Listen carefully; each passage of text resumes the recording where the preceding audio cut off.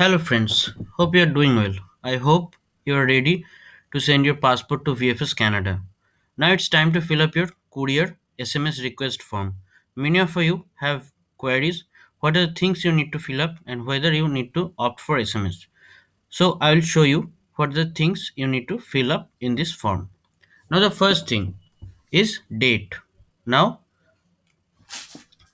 first name, last name, and email ID.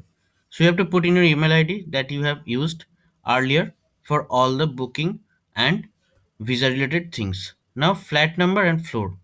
I'd request you to count the block before you write it because it may get exceed. Now the building name and wing. Same applicable as the first one. You have to count it before you fill it up. Street name, landmark, area, city, state, pin code you have to fill in up as mentioned in the passport.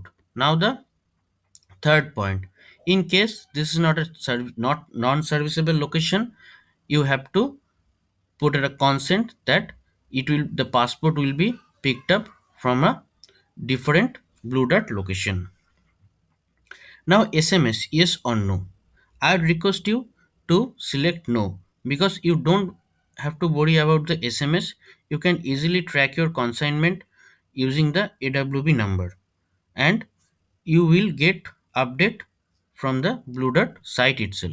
Now you have to write your name, you have to sign here and place. Now there's a quick catch up.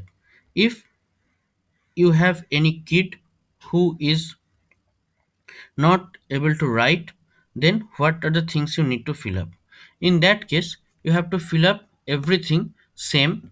You have to, in the email ID, you have to give your email ID, and below you have to write his or her name. In the signature itself, you have to sign it and write your name and the relationship. For me, it's my signature, then my name and the relationship as father in bracket and the place. So these are the things you have to fill up in the courier and SMS form. I hope the video was informative. Thank you. Stay safe. Till then, take care. Bye bye.